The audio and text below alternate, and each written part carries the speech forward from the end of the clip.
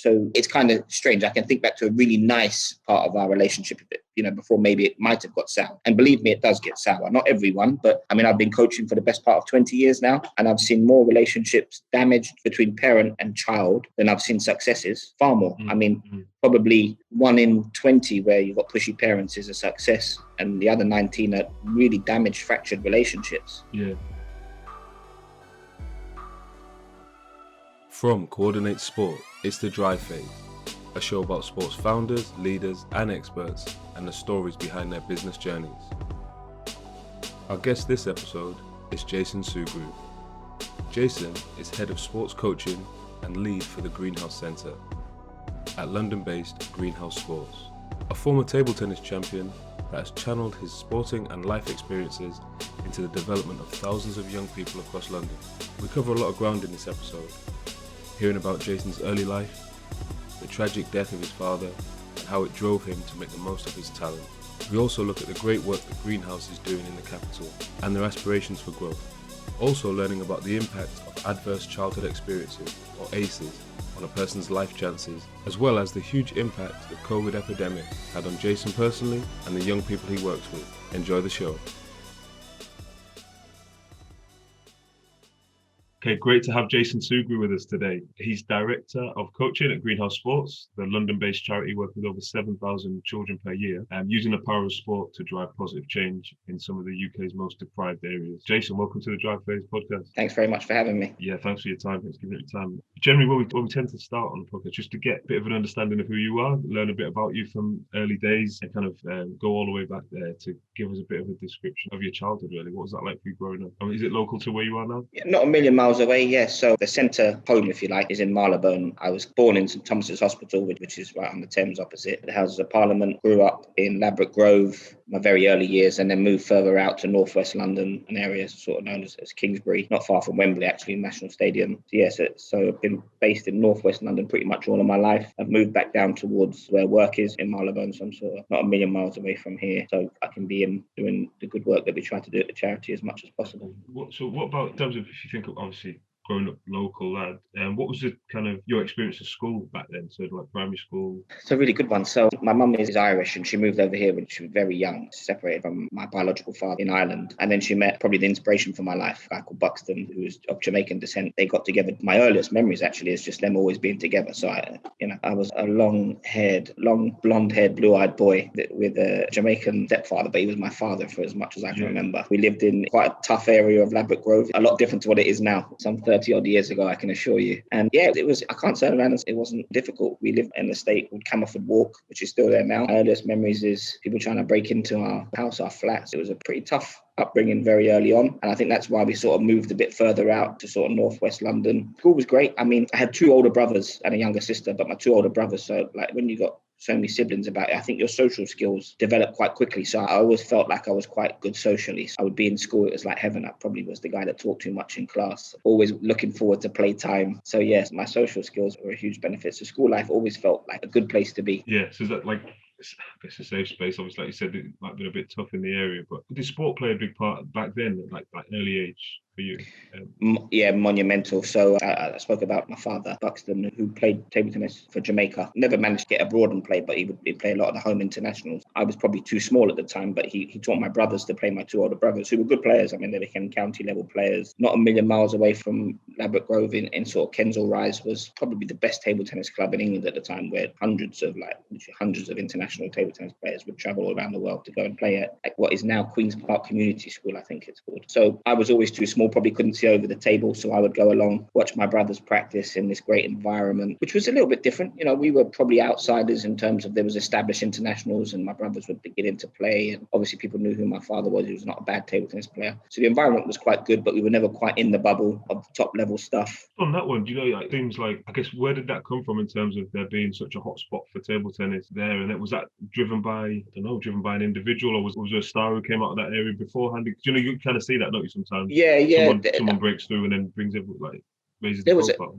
A really good coach, actually, a guy called Tony Passato, who established this club. And at that time, I'm talking a long time ago, we're talking sort of 30 odd years ago, a bit more.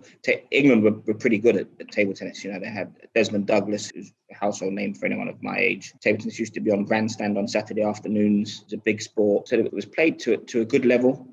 We had probably one of the best teams men's-wise, top 3, top 4 in the world. So, really good exposure and just became quite a good sport. And listen, the weather in England encourages you to be inside, for 2/3 of the year. So table tennis is probably a great sport. Takes up not too much space. One badminton court, you can get 6 table tennis tables. So that's 12 people playing in the same space where you might normally just have 4 as a maximum. So it kind of lends itself pretty well. Good coaches, good facilities at that school. And it just became, a bedrock for table tennis in London. Cool. And some really good players out of it. And success attracts success, right? So when you get 1 or 2 good players, people travel to go and practice with those 1 or 2 good players. And then that expands a little bit further. So now instead of it being 8 players, you now got 16 players. And then the tiers below get a little bit stronger and so on and so forth. And to get this pyramid of places where the success is so great there that actually then the local clubs become even a little bit better, because those kids are seeing this, the coaches are seeing this, they're learning. So it's sort of, the environment that you build as a sports club or an activity centre has a much wider impact than just normally that place that you play at. Definitely. I guess we'll definitely touch on that when we get to Greenhouse. So in terms of your career in table tennis, I kind of stopped you then. You just getting going, so you got involved. Yeah, my brothers were good players,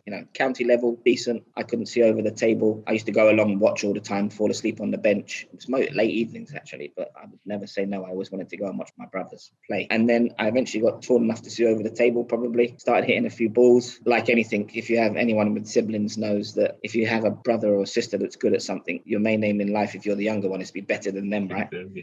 So I had 2 people to aim for, and it happened quite quickly actually. I got, I developed really, really quickly, became quite a good player, probably one of the top players in the country for my age. Not necessarily just world-class coaching, but just because I was in a good environment, which is so important. And hopefully we talk a little bit more about that as we go through this conversation. And your environment is so important. And when you're around good quality coaching, good facilities, you really just, you can almost be dragged along or ride the crest of a wave of other people just to get better and better and better. And there's a lot to be said about your environment over coaching. And I've been coaching for a long time. The first thing I always try to do as a coach is to get a really good environment. So then as a player, I had these great facilities, developed really quickly, started beating my brothers. By the time I was probably about 8 or 9, they quickly packed in. They couldn't have their little brother beating them, and they're 5 and 6 years older than me respectively. So when you've got your 8-year-old brother beating you as a 14-year-old, you're never really going to be too happy about it. Always supportive of me, to be fair. Like, they never ever turned around and held it against me. They just found new interest, which is great. And me and my dad, we had this really pretty special relationship where I started competing to a good level, traveling around the country. When I was in my last year of primary school, I went off to China for 3 months. We had a good Chinese coach that was sort of doing some what we call multi-ball practice. If you've ever seen it, it's one of the funniest things you'll ever watch. It's pretty mental, where they just got a big box of balls and they're just hitting balls at you, working on your technique, your speed, your fitness. And he was a good guy. His English name was Arthur Wong. I couldn't pronounce his Chinese one, but we'll just call him Arthur. And yeah, he encouraged me to head off to China when I was last year primary school, so sort of 10 going on 11. I went for 3 months, so I finished school a little bit early. Went probably, I was still a good player in the country, but when I came back, I was then number 1 or 2 for my age group under 12 when I was still 10. What was that like? I guess China back then isn't the China we have today. I guess it was like it's like 11 years old going out there for 3 months.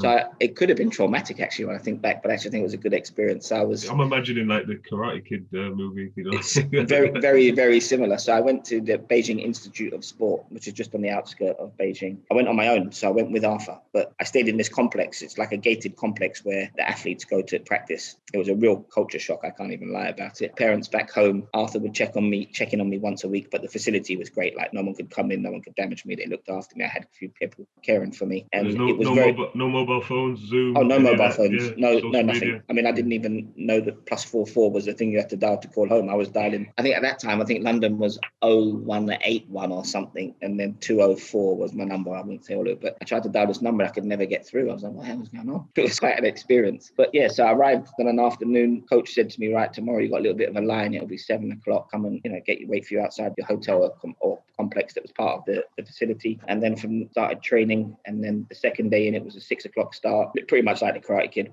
Walk downstairs before breakfast, run about a mile and a half to the other side of this complex behind his bicycle, go into the hall, serve about 5,000 table tennis balls, which took the best part of like an hour and a half. Then I would walk back to the hotel, have breakfast, which is Chinese food in China is nothing, especially 30 odd years ago, is nothing like getting it from a Chinese restaurant, I can assure you. It wasn't a very pleasant experience most of the time. So I had breakfast, get my head down, go back to practice 10 till 12:30, have lunch, another break, then practice again. I think it was like sort of 2:30 until 5, and then dinner was after that. If they felt like I hadn't practiced well enough that day, then I would have to come back for a fourth session in the evening. So it was really, really challenging. And there's loads of kids so I was just, a blonde-haired, blue-eyed boy. And then I'm in this hall with what went on to become some of the best table tennis players you could ever imagine. I was a good player, but in that hall was Olympic champions, world champions, and I would practice with them. And I can't turn around and say I was a model athlete. Of course I wasn't. I was 11 years old in a different country, quite lonely, sometimes crying myself to sleep at night, practicing with these really good people. Didn't have much, or at the time it didn't feel like I had much support. So some days I wouldn't be at my best. And when I wasn't at my best, they would punish me by hitting the person I would play with. So they couldn't, in China still 30 years ago, they still, even now maybe, they still sort of believe in some sort of physical punishment. So if I was playing with a kid and I wasn't putting my effort in, they would look at me and they would point at him and they would hit the kid with a bamboo stick in order to encourage me to make sure I'd work hard. So I was in this environment where if the coach said, you don't want to play, right? Ma with Jason, Ma's head would go down like that, which was never a great start to practice. So it was quite hard. Even the kids that were my age I couldn't build relationships with them because they would associate the chance of being hit because they got played. But that changed. That 3 months became a real learning curve quite quickly. So when you're coming back, you're definitely coming back as I guess if you think about the other UK kids you're up against, what type of training would they be doing while you're out in China doing that? Just like a couple of nights a week down at the club? There would have been nothing like that. I was playing 6-7 hours a day. Most, in England, we still talk about playing 10 hours a week to become a high-level athlete. We teach that at Greenhouse, and that's not a mantra to produce high-level athletes, but we say you need to be doing a 10-hour minimum if you want to compete to a good level. I was doing that in a day and a half. So you probably crammed in maybe 4 years worth of 3-4 years worth of development in that. Absolutely, yeah, and developed mentally and physically, emotionally, really developed. Being able to look after myself, it's so important. You soon learn how to have enough water, take enough nutrition with you when you're going to practice, change your clothes, and all these things that you would normally parents will do right up until kids are 15 and 16 when they're going off to a football match or a table tennis match, or whatever it is. Parents still, you'd imagine they're encouraging their kids to take the right stuff with them. I had to do all of that and learn it all on my own. So it was a really good learning curve. So I felt like, the table tennis skills were good, but actually the most important development was the independence that I gained from it, which is an incredibly important development tool for young people. And I know you said about your relationship with your dad with boxing. Do you think do you see a lot of athletes who are really talented at an early age and obviously the sport he liked, etc., and was good at? Was there ever, obviously for all your parents, you want to impress them, right? You want to be good at something they enjoy, but it sounds like you looking back at it was like a positive thing, positive experience. It was never really like something you pushed into it and kind of classic pushy parent kind of thing. And looking back with fondness. The sad part about the story is, unfortunately, a year or so after that trip to China, Buxton was taken from us. He passed away and left this world. And I suppose it became a little bit of an ambition of mine to follow in our dream together. So the pressure maybe changed. I don't know, would I have still been in love with the sport the same way when I got to 13 or 14? And these expectations he might have had for me might have changed. But we had this very special relationship, so much so that we would be thick as thieves always together. That, like I said, that when he did leave the earth, then it became a little bit of a focus for me to try and see how good I could get, on my own or without him in it. So it's kind of strange. I can think back to a really nice part of our relationship, before maybe it might have got sour. And believe me, it does get sour. Not everyone, but I've been coaching for the best part of 20 years now, and I've seen more relationships damaged between parent and child than I've seen successes. Far more. Probably 1 in 20 where you've got pushy parents is a success, and the other 19 are really damaged, fractured relationships. Yeah, so, it's intensive though, right? That amount of training to get to that level. I see a lot of sports like things like swimming and stuff, and the commitment from an early age is huge, right? So maybe by the time you get to adulthood, you maybe had enough of it. Yeah, and I think as young people, or definitely when I think back and watching it grow up, we weren't rich as a family, so my mum could never get to travel with me after. So, like I said, I had my independence from 11. So from the time I was 12 or 13, you wouldn't do it now, but I remember playing in tournaments in Middlesbrough and trying to get a train home and missing the last train and sleeping in the train station when I'm 13 years old. My mum panicking out of anything because I couldn't get home. And then I'd eventually get the first train back and then get into school on Monday morning. And I was doing all this. And it wasn't, it probably nowadays you'd class it as neglect almost, but it wasn't. It was just my passion, what I wanted to do. And I was fortunate that she was able to give me the emotional and a little bit of financial support, but at the same time supporting our family. So I never had that pressure of the parent, if that makes sense. They were really supportive of me, but not the pressure. And I could see it in my peers, the pressure that they were under from their parents. And we take it for granted as coaches, you often say coaches and parents should be seen and not heard. It's great to say that, but the commitment that the parents have to put in, if you are a swimmer, the parents have to get up at 6 o'clock in the morning. They have to take you to the swim practice. They have to put in the financial effort. They have to give up their home lives. And it sounds a bit dramatic. They have to give up, but we're all people, right? Whether you're a mum, a dad, whoever, you're giving up some of your time to support your child. So it's inevitable that sometimes that relationship is going to get a little bit blurred, and there could be some resentment if your child isn't putting in the effort that you would expect or not getting the results you would expect. So yeah, like I said, I've seen lots more relationship damage than I've seen come out as successful. On that pressure as well, it's probably, I heard you talk about playing for England, right? So you play for England, you go there by yourself. The other players would have like full family members there, people travel, maybe relatives, what have you. So again, there's like pressure from that side as well, right? They coming to watch you compete, even not just the training aspect. Yeah, so like I said, my experience was a bit different. I played for England. It probably was never enjoyable. Not many people would say that. You know, I got to represent England for, let me think now, I started when I was 12 and probably played up until I was about 17. Lots, you know, some great experiences, traveled the world playing, representing England, but never really enjoyed it. Would you say that's because of the, I don't know, was it like your peers that you're playing with, or was it the institution, or how, like your different background? What was the kind of... My teammates were great. Like, you know, they're still some of our best friends now. Their parents were maybe a little bit different. Some of the coaching and the pressure that the coaches felt might have been a bit different. And if I just allude to it, so I was always number 1 or 2, would often get to go on, you know, these great tournaments, European Championships, whatever tournaments they are, you know, Spanish Open, German, lots of different opens. And I got some good results and would normally turn up ready to play at a tournament. And like I say, financially, my mum couldn't afford it to come away with me. I didn't have anyone else really looking after me. So I would do a lot of these journeys on my own from, like I say, a very early age. And when we got to the other side of a trip, you know, so best one is the Europeans in Paris, not a million miles away, but we couldn't afford it to have anyone come with me. I got there, I was number 2 in the country, pushing on number 1, 50-50 in results with the number 1. And I didn't get picked for the team event. So the team event, it comprised of 3 players. They picked the 1, 3 and 4. I got left out. 1, 3 and 4 have their mum, dad, auntie, grandma, everybody there cheering for them. Number 2 has no one there. And it didn't happen once or twice or 3 times. It would happen nearly every competition. So much so that I eventually got quite disillusioned and lost a little bit of love for the game, actually. It really started to affect me that I would put in all this effort. And at times, mum, brothers and sisters,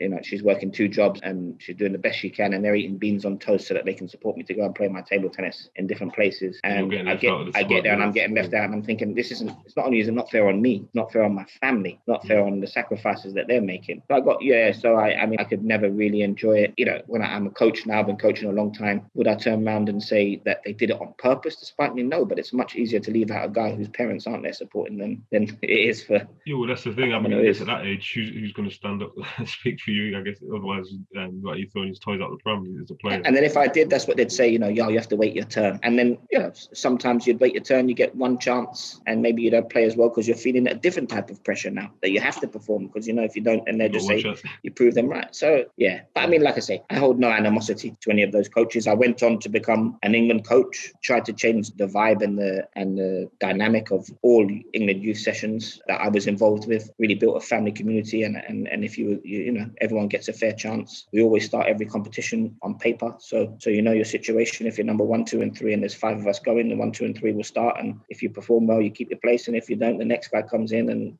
or next girl comes in, and that's the way we roll. So it was always really transparent, really fair. And it's much easier for the team to get on and feel less pressure. So yeah. I know you said you fell out of love with the sport at that stage. I guess, is that what led you into coaching or working in the community? Or what was the next steps? I know you were successful international career.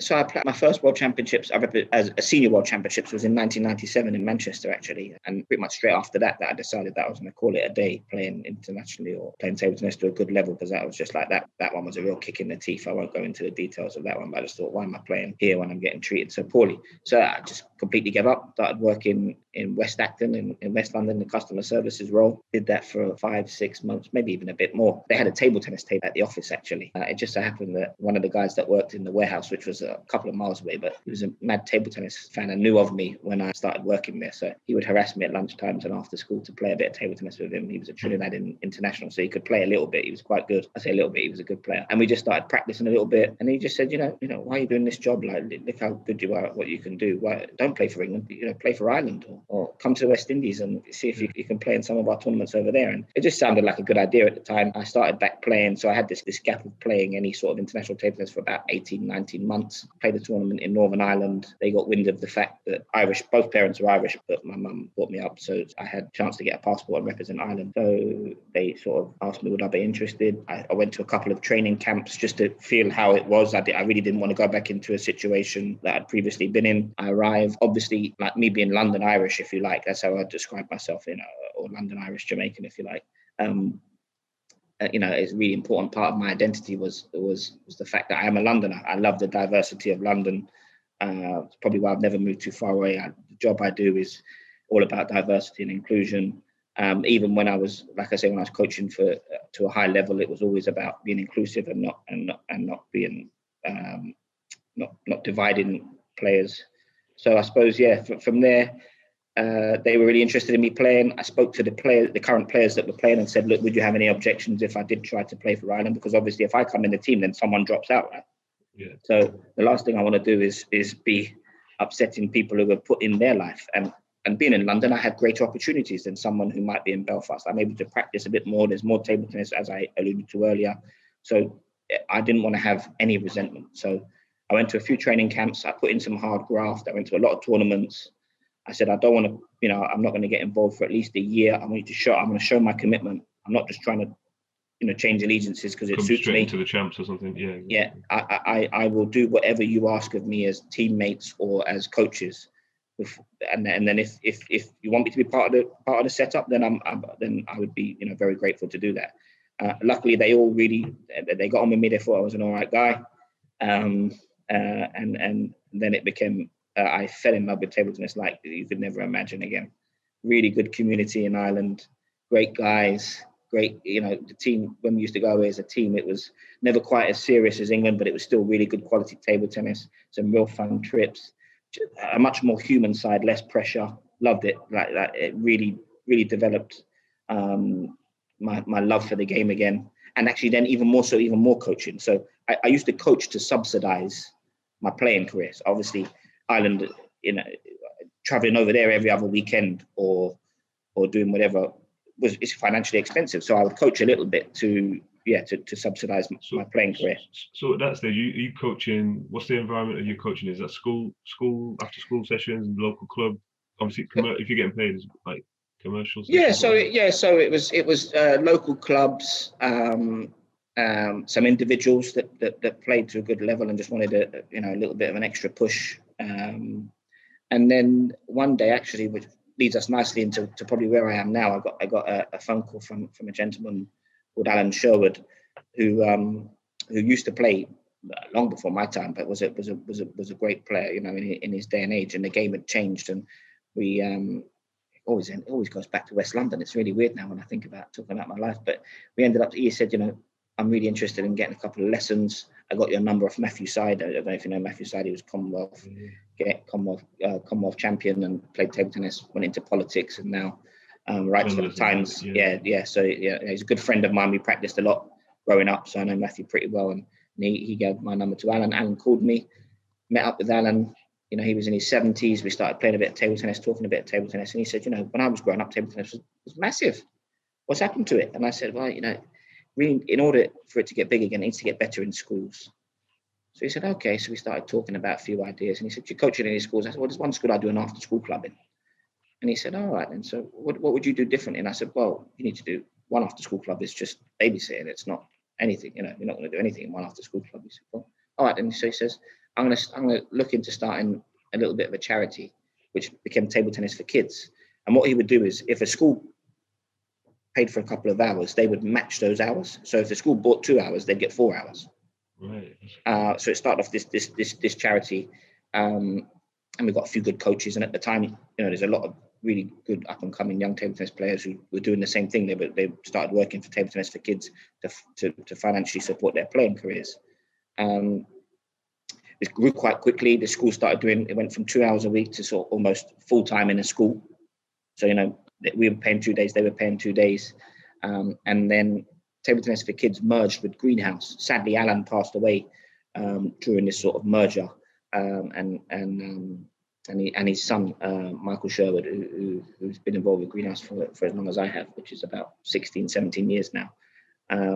Sort of in legacy to his father, it's interesting how our parents have such an impact in our lives. In legacy to his father, he wanted to help Greenhouse become this really good sport for development charity. So Table Tennis Kids merged with Greenhouse. We now coach a number of sports, 4 sports at the moment. We've done about 7 or 8 different sports. We've probably worked with in excess of 100,000 young Londoners in our existence, I would imagine. I've probably coached a couple of thousand of those.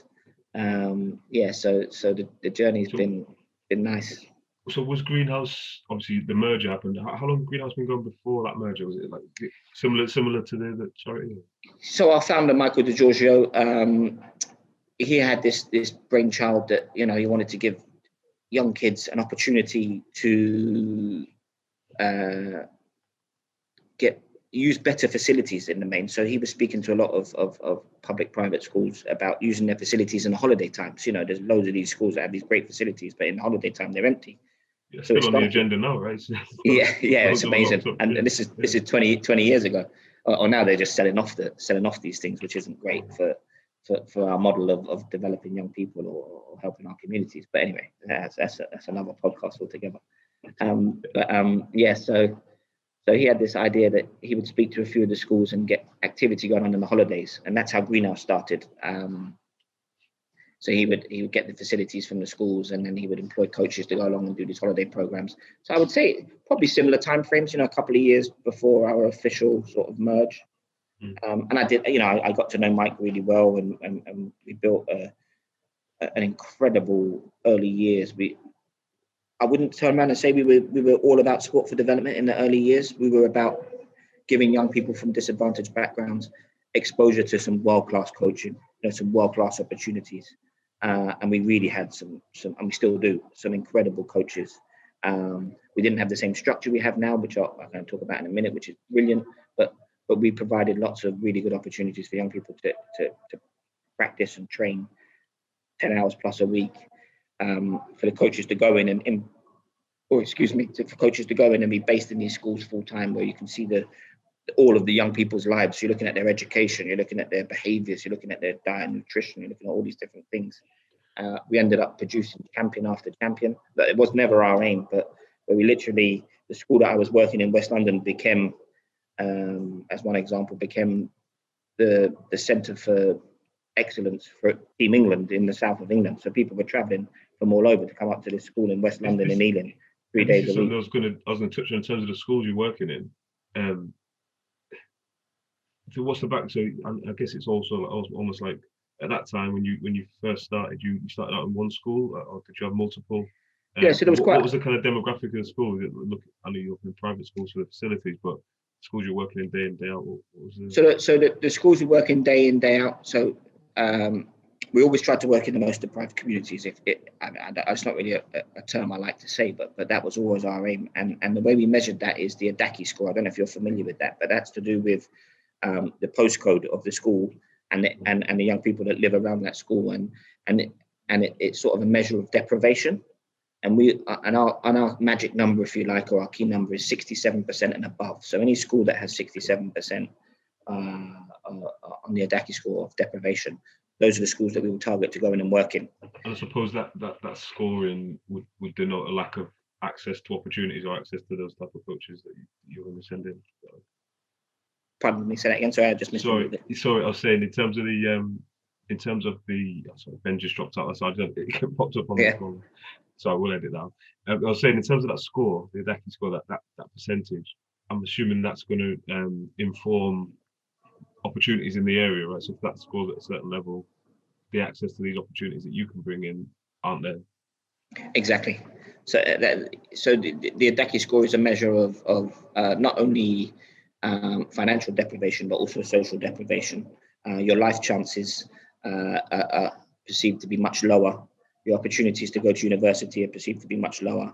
You are more likely to have ACEs, so an adverse childhood experience.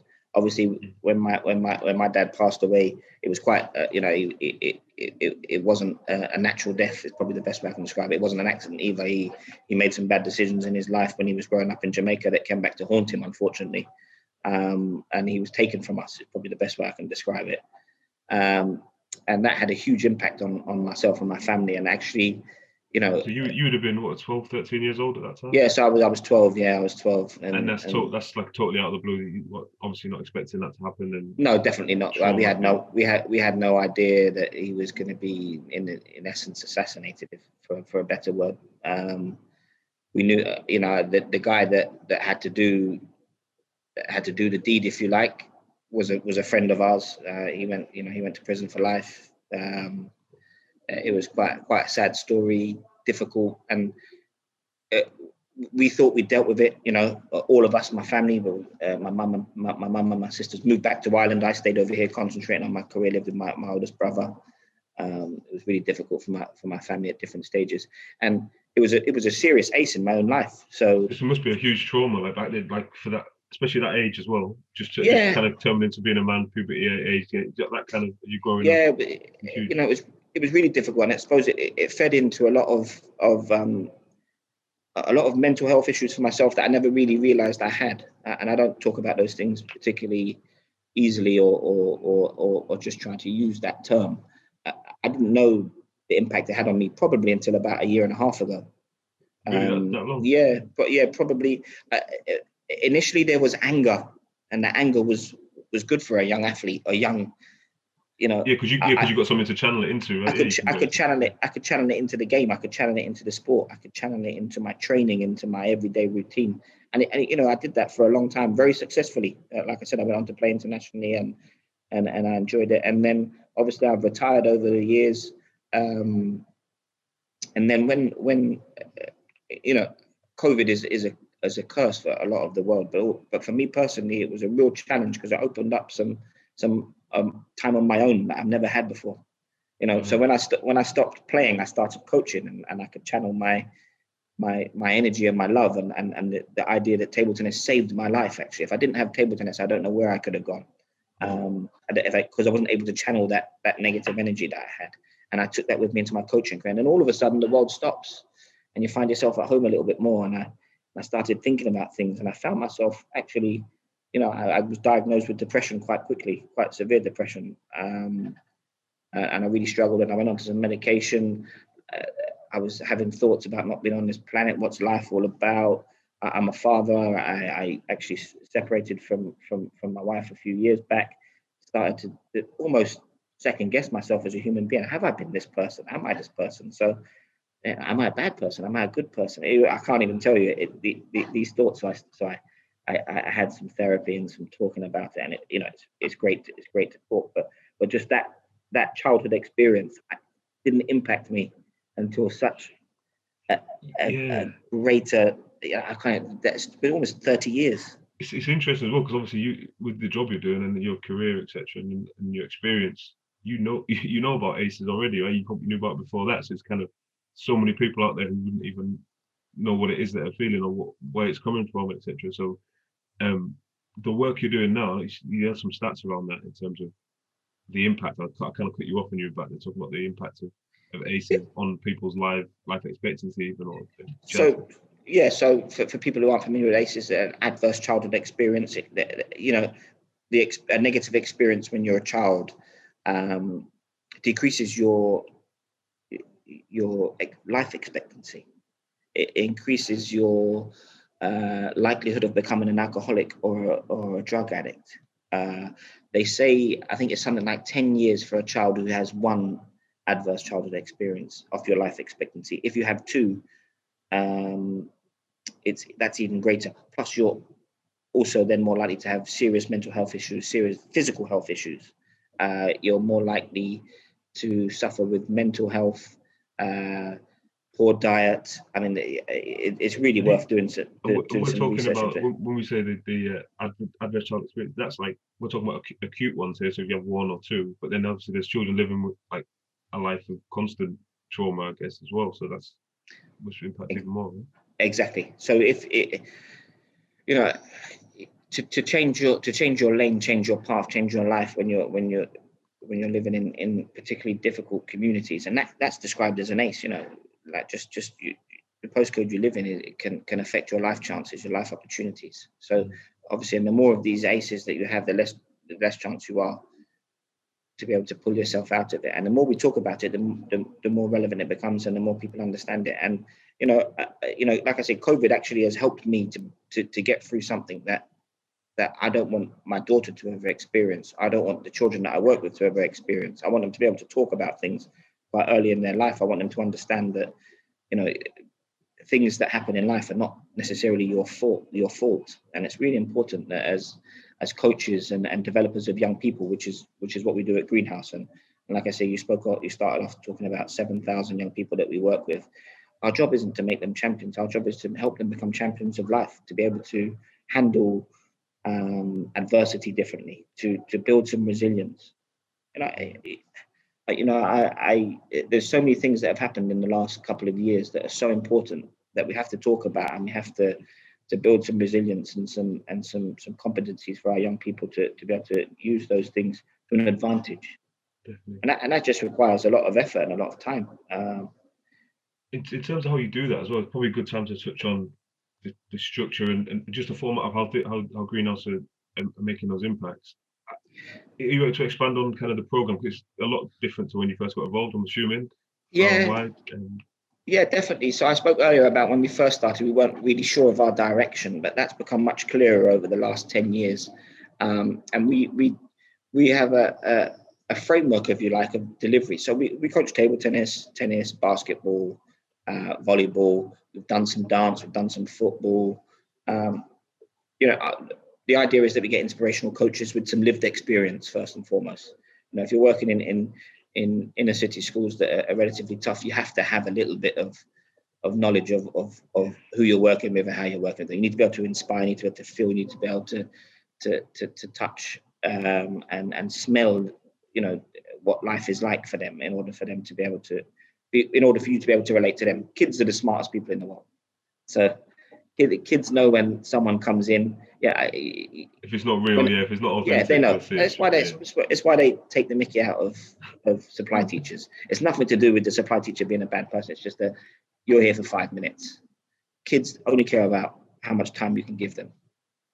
Doesn't matter about anything else. If you work with kids, all they're interested in is what time you can give them. And if you have any interest in any subject and you're willing to spend some time with a young person, they'll listen. Doesn't matter what subject it is. They'll listen if you have some time to talk to them about it. They'll jump in, especially when they're younger. So we got we coach these sports. We got some inspirational coaches with some lived experience, and then our framework is what we call STEPS. So it's social, thinking, emotional, and physical development. And under each letter, if you like, there's 3 further pillars. So the sport actually itself in the physical. So the sport itself is only one of those 3 pillars. So in essence, we've got these 12 pillars, and the sport of table tennis, basketball, whatever, is just one of those pillars. The idea is that we're using the sport as the vehicle to improve all of these skills: self-reflection, determination, communication, resilience. I can get you a copy of the framework if you like. We'll definitely link some people to have a look at. And we do this from a number of ways. So we test twice a year. So there's some questionnaires that go to the young people, like a monkey survey type sort of test, and behind that there's lots of we can pull out lots of different evidence to see where they are and what they're doing, and work out where their areas of development are. And the coaches will also do the same sort of questionnaire for all the kids that they work with, and then we map it out together. So we can sort of plot where we think young people need to get better at things. A great example is if you've ever played sport, there's always some person that as soon as the coach blows the whistle, never picks up kit. They're the first one going to the changing room. They've got no interest in doing anything. So that person clearly has teamwork issues, if you like, or they're just only in their own individual bubble. So you might turn around and make that person responsible for setting up kit at the start of the session. And then slowly but surely talk to them about teamwork, and what it means is that, yes, you being the best player you can be is going to improve our team, but you being the best player that you can be and influencing your teammates is going to be even greater teamwork. And so there's lots of different methods that we'll use, and great coaches will talk with the young people. We've got evidence. So our work is evidenced by Loughborough University. We've had a couple of different studies now done. And like I said, we work in some schools that are pretty tough. And the best statistic for me is that the schools that we work in, our young people in those schools on the Greenhouse sports program, if you like, to the ones in the same schools not on the program, the kids in the Greenhouse program will attend school on average 8 days more.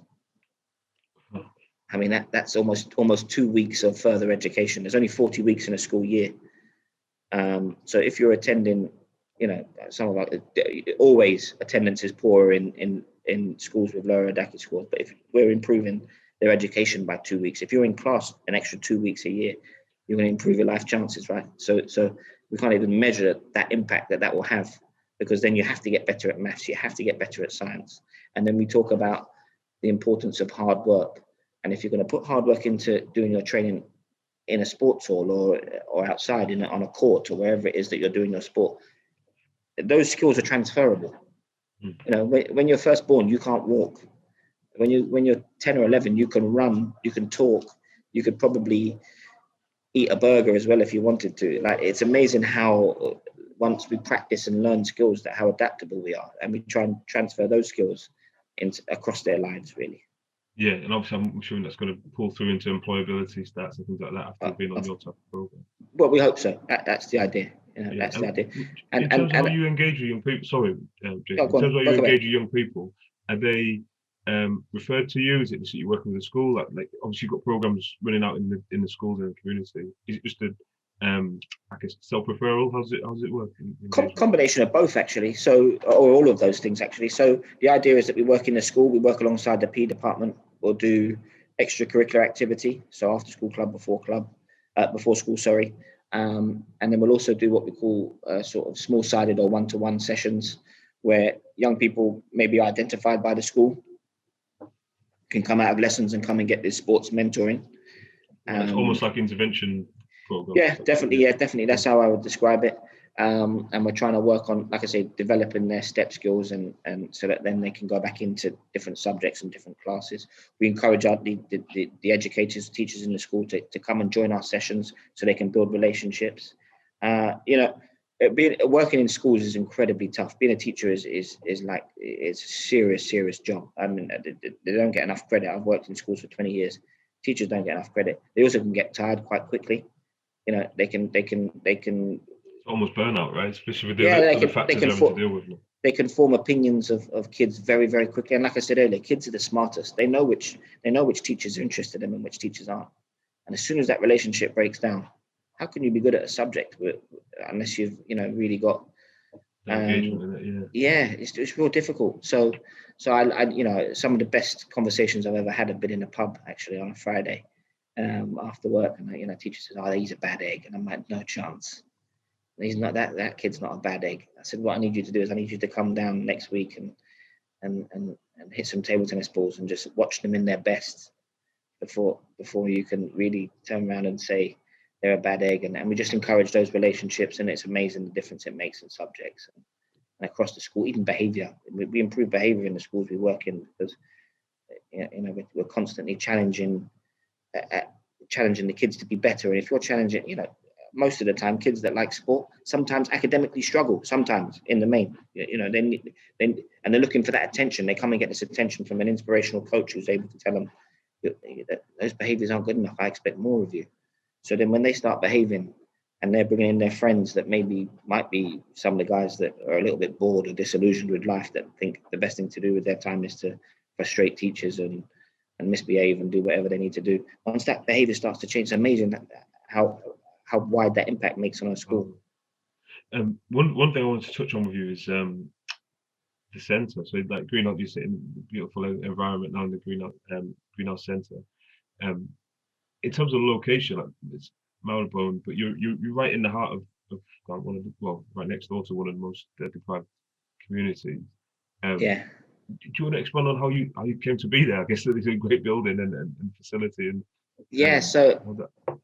So the facility itself is between Marylebone Station, which is that way, and then Edgware Road Station, which is that way. It's probably sort of 5-minute walk to each tube station. Postcode of NW1 in central London. Beautiful spot. Old deconsecrated church. I think it was deconsecrated in 1987. It's been a few different things before we purchased it about 8 years ago now, and then we had to take it back to its grade two star listed specifications, if you like. So you've got some high renovation costs then on that. I think the renovation costs just as much as the building. So and it's a little bit, we're fortunate. We've got some very good benefactors and people who who have put in a lot of time and effort into the charity and sponsored the centre to be purchased as a nest egg for the charity going forward. So our main business, like I said, is in the school, but we've had this new centre which has been opened 3 years coming this April. I say, Edgware Road Tube Station is to my right, about 3 minute walk. Marylebone probably just a minute less than that, and then 2 or 3 minutes north of here is the Church Street ward, which is the second most deprived ward in the whole of the UK. If your postcode is in that community, you get a free membership at the centre. You're able to come in here and access our coaching for free. You get to play in competitions. You get to train with world-class coaches. We also do things like. Sorry, go on. Go on. So just some employability options. We have a homework room. We have breakout rooms. We have Sky TV, so that sometimes they can just come in and have a safe space to be. Obviously, being one of the second most deprived wards in the UK, there's the end of the road that we work on. There's a couple of fatal stabbings in the last 12 months.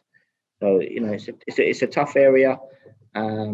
We want to help improve the area and the community. We've done that, so there's a lot of the kids here now are getting recognition in the local newspapers for some of their sporting achievements, which is, again, we're trying to improve their life, but positive news is what communities need to see. They need to know that people from their community are trying to become the best they can be, and that hopefully will spread a bit wider and make a bit of a difference to the community. Yeah, I was just going to say, I'm guessing that came into its own in COVID, or coming out of lockdown the first time, with people in the community. I guess I'm sure you were heavily involved in supporting the local area in that ward. Oh, absolutely. So we've been. I guess you never stopped in terms of lockdown. You've probably still been working even more than you were before. Yeah, I'm really. I think Greenhouse Sports has done some incredible things. The whole charity has been really forward thinking, quite as cutting edge as we could be. When we first closed and we realised we couldn't deliver any activity in the centre, we turned into a food bank. So we partnered with North Paddington Food Bank, and we had lots of people getting support from the food parcels that we were able to give out. We continued to do that right up until probably Christmas. We did Christmas hampers for people who couldn't afford to have the best Christmases, including presents and games for kids. During that time, we've also had several stages where we've opened, but even when we've been closed and in lockdown, we've moved our coaching online. We've done some real good programs where we get our kids to co-coach each other. When we're able to open the centre, we've seen some real challenges in terms of young people being really reclusive, not talking as much as when they were first with us. Have you seen that? Again, has that changed? Oh, well, you probably won't be able to know now because we're back in the lockdown. But in terms of when they came out, they were different to before, and how long does it take them to massively different. Come back out of the shell, I guess. Yeah, so it took us. I'm not embarrassed to say I was incredibly emotional when we first come back. Like, the kids were put on weight. I mean, we haven't even spoke about any of that. Put on weight, lost motivation. The missed opportunities. It's not just the day-to-day stuff. It's the missed opportunity. It's the missed competitions you might play in, which is a learning experience. It's the missed traveling in the bus as a group of kids where you get to take the mick out of each other, or say, "Oh, Jason," and give your coach a bit of a hard time, And those opportunities, we're not going to get those back, but we can definitely try and replace them with better things going forward. So when we have opened, it was a bit difficult to start, but it took a couple of weeks, and kids are incredibly resilient. So they snap back in, and we really tried to make everything a little bit more about fun rather than just getting straight back in, because obviously there's no competitions, there's no competing, and competing is incredibly important. It's unbelievably important to compete for young people to learn about themselves. Yeah.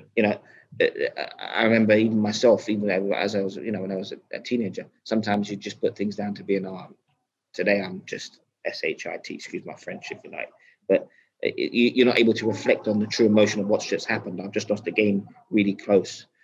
Did I prepare properly? Did I eat properly? Did I rest properly? All these things are such important tools for helping young people to develop themselves. That independence that I spoke about, that I was lucky to have when I was a kid by going to China. People think, "Oh, that must have been a horrible experience." No, it gave me life skills that that we try to build into our coaching sessions every day. Learning experience, yeah.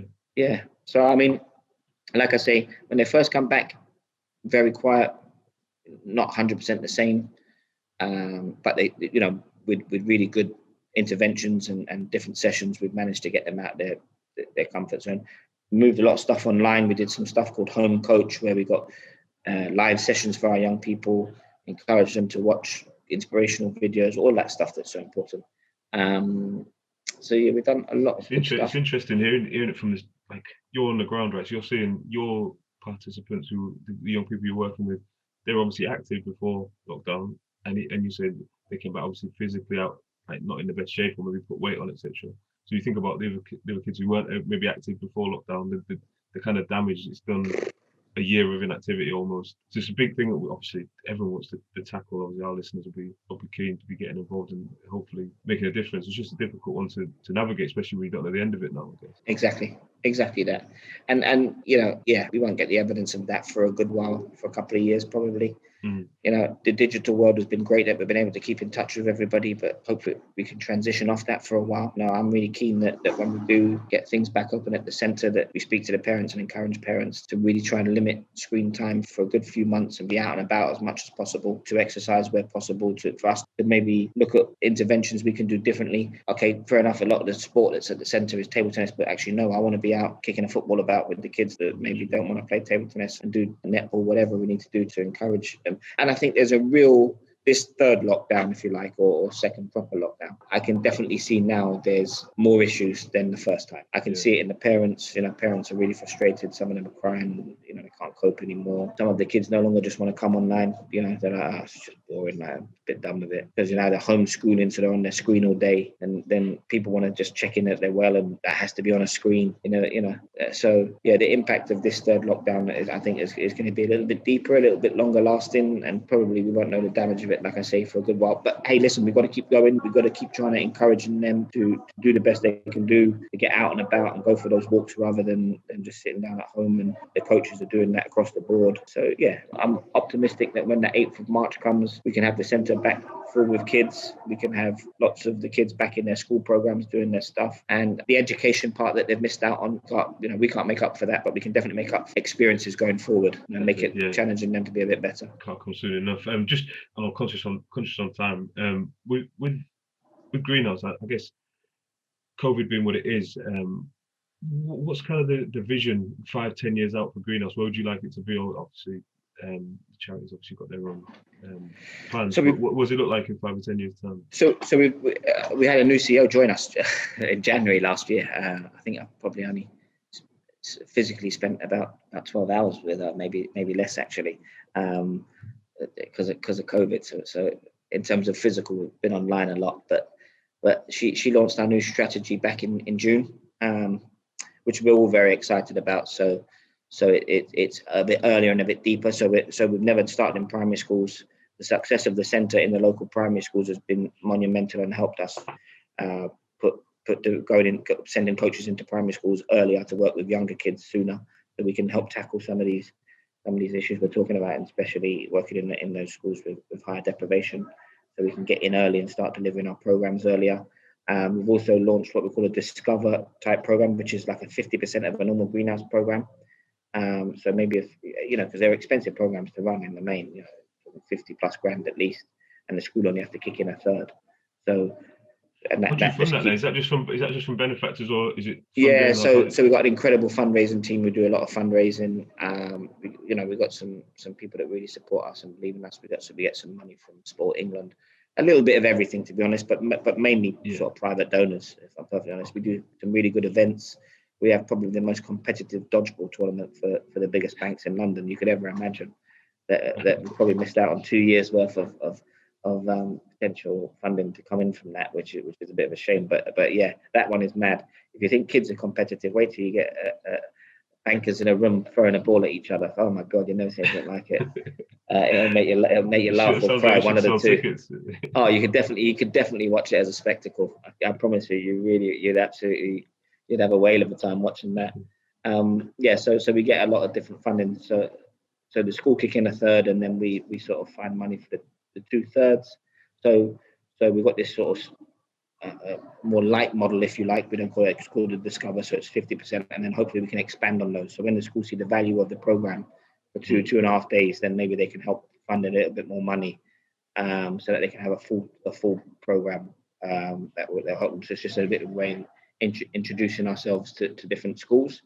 And obviously, I would love us to go a little bit more national and maybe not, be too widely spread or too thinly spread, but definitely to target some cities that could really do with our type of intervention. So whether that be Birmingham or some of the more difficult towns up in Yorkshire, maybe Manchester. Just seeing if we can pick up what we're doing here and drop it somewhere else. Yeah. So that's where I'd like us to be in sort of 5-10 years time, being much more national. Well, in terms of personally, I always ask this. I'm not, just in terms of yourself. So I talked about it earlier on, I guess, but self-care, things like that. In terms of your routines and habits, the stuff that you do, just to kind of make sure that you're always in top form. So do you do, I don't know, whether it's a special routine, meditation, exercise, all that type of stuff? Is there anything you put in or you regularly use?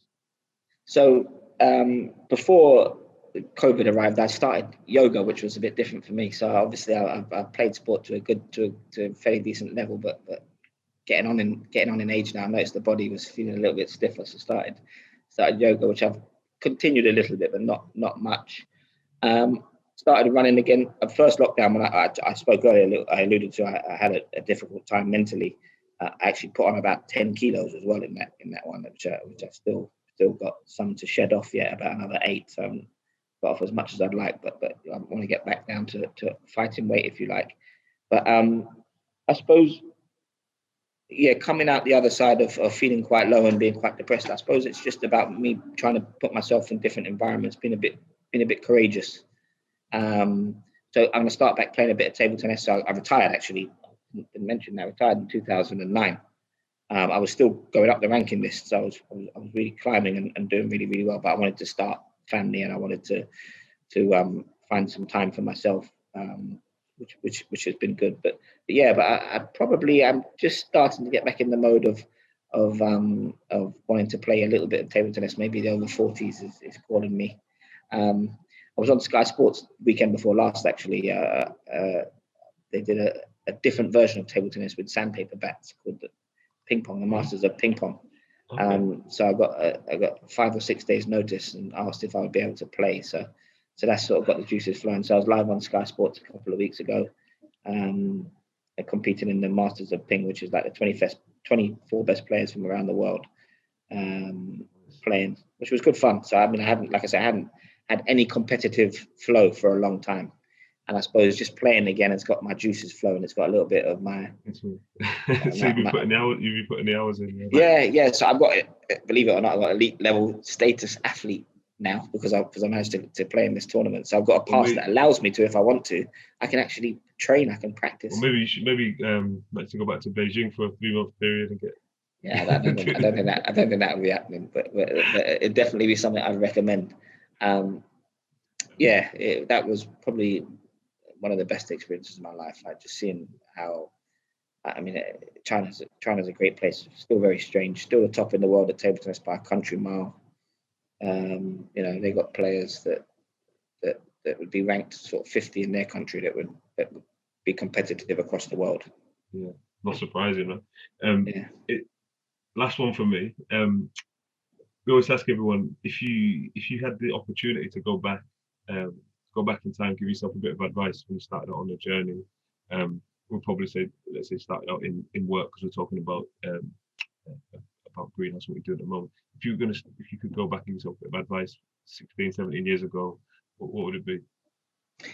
Great question. I've never ever believed in regrets or whatever, so I wouldn't change anything about my life. Actually, never. I wouldn't change anything. But if I could give myself one bit of advice, it would be, I'm obviously a director at a charity. I think I spoke very early about my skills being more social than they are probably more than academic. I can do this stuff, but I hate spreadsheets. I hate preparing papers for our board meetings. So I probably would have just invested a little bit more time in learning a little bit more about how to use Excel. Probably that's it. That's the one bit of advice, because I wouldn't realize that even being a director of coaching, how important it is to have everything on a spreadsheet, so that when you're working with people from different departments, charity like ours, they're able to see things a little bit differently rather than me talking about it. Yeah, got to get down on paper. Yeah, definitely. No, love that. Thank you so much, Jason, for your time, giving us so much of your time up on a busy man. So appreciate it. Been a pleasure. Been an absolute pleasure. Thanks for having me. Thank you for listening to this week's show. You can subscribe anywhere you get your podcasts. If you'd like to get in touch with us, you can write to us at dryphase.podcast@coordinate.cloud, tweet us at coordinatesport, or follow us on Instagram at coordinate_sports, or on my account at James_ventures. This episode was produced by Nancy Kwamboka, with support from Claire Goodchild and Lola Small, with special thanks to Rochelle. I'm James Moore, and you've been listening to The Drive Phase from Coordinate Sport.